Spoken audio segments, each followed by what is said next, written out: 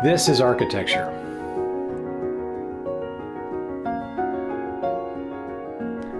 And this is architecture.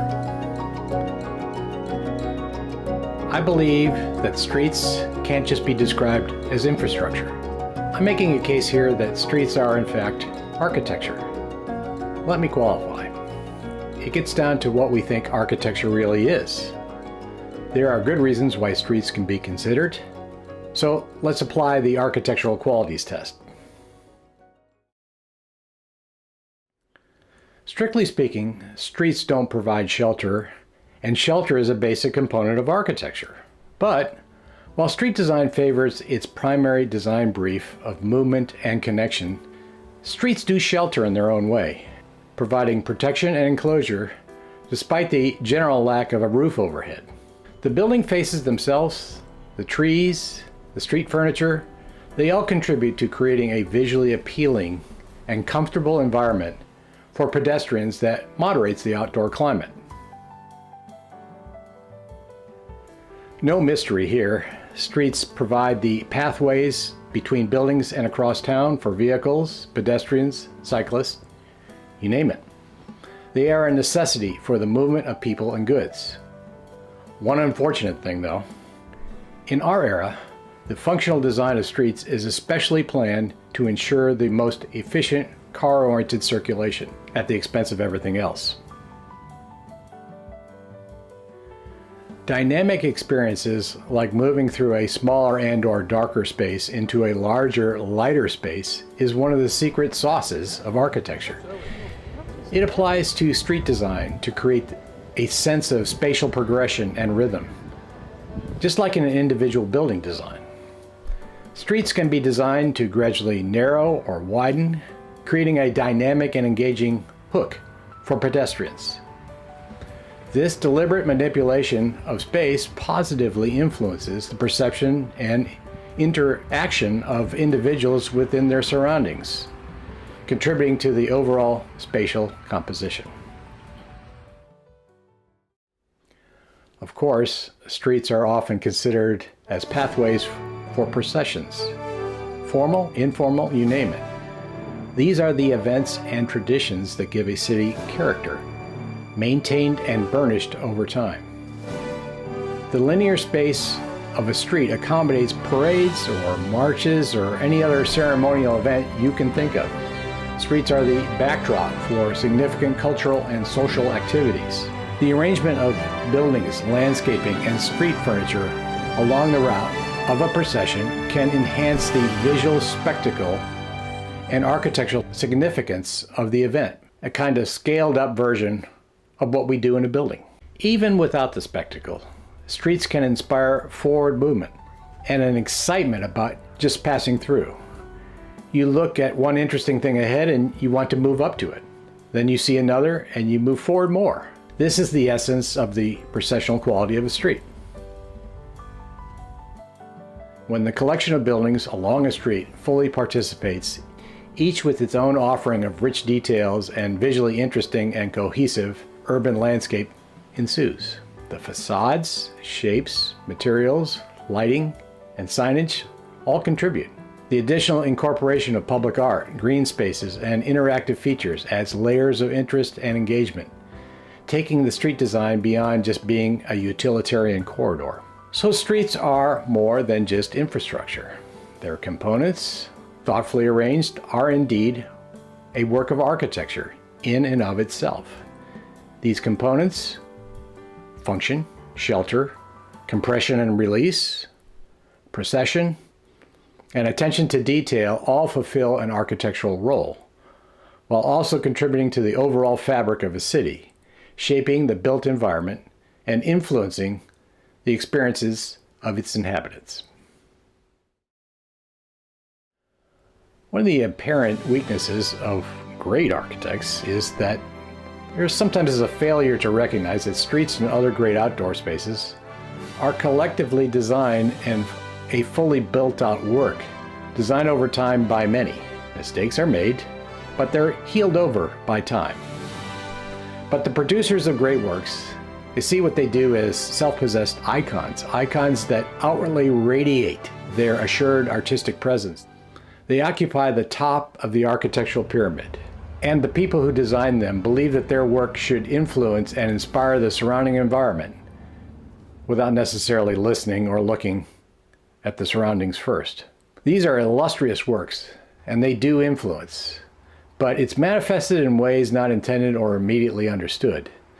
These icons are placed and fill the theoretical and pragmatic brief that the great architect envisions. But are these icons and their so-called disassociated surroundings, are they really inconsequential to each other? I believe that for the most part, the architecture of the iconic and sensational relate with their surroundings in both obvious and sometimes oblique ways. By not acknowledging what can't be controlled, the effect on our street as architecture cannot be predicted. I think that these producers of icons manage, often but not always, to somehow relate their work to their surroundings in two ways. First, as a precious gem, something that sets itself off from its surroundings. Or second, by accidentally providing the requisite qualities that contribute to the larger collective architecture of the outdoor room.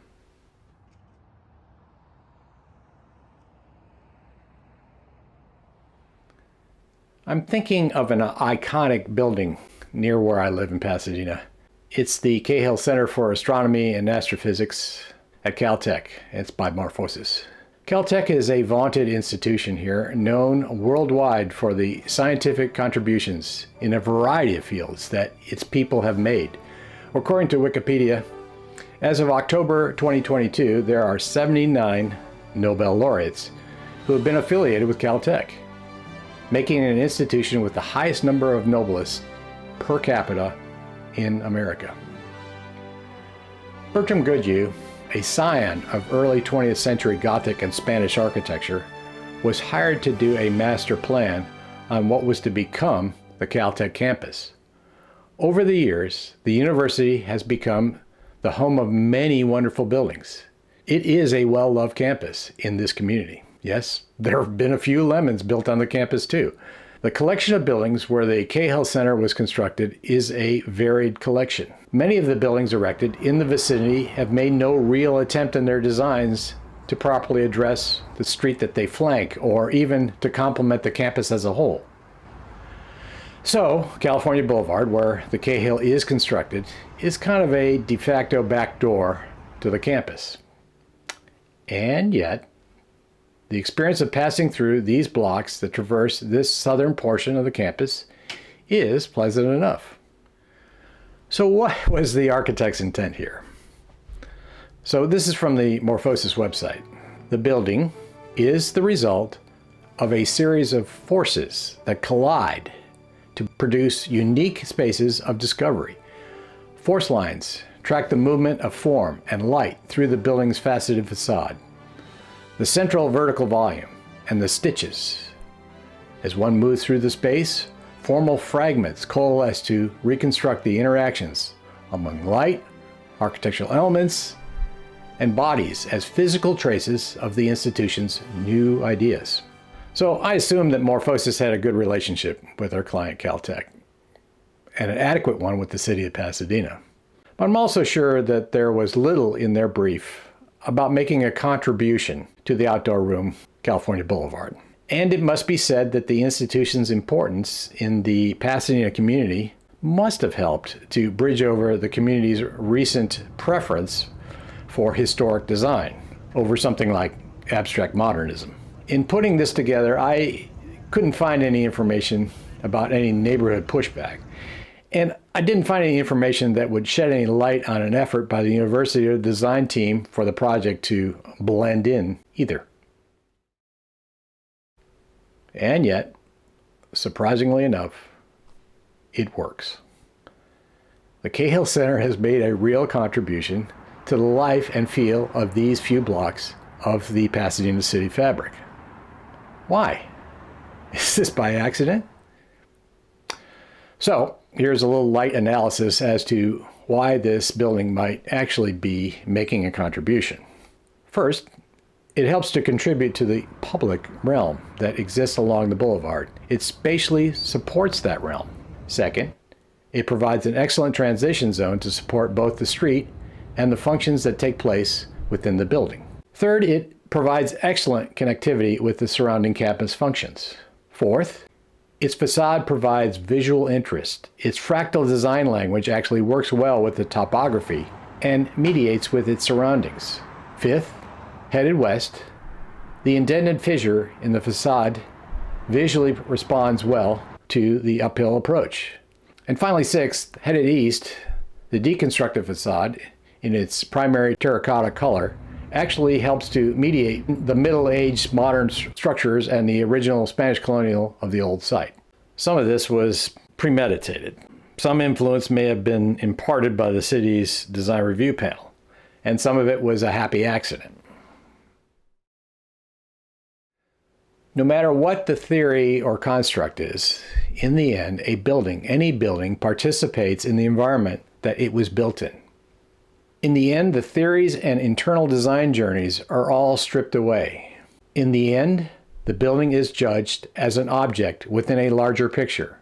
In the end, an architectural work stands the test of time in not quite the way its creative team intended, but by complicated circumstances and by how history responds. In the end, Cahill is less of an icon and more of a background building. But that's good. Cahill adds to the architecture of California Boulevard Place. It adds to the walking experience and provides interest and character. It complements the surrounding campus buildings by unifying and providing counterpoint at the same time.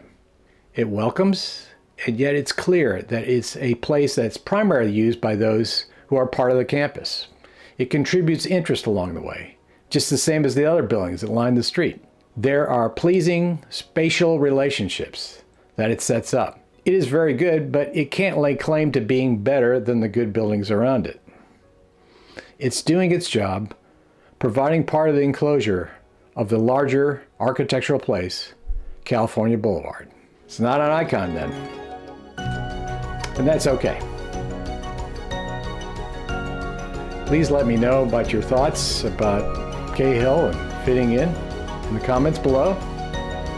And thank you for watching The Crafted City.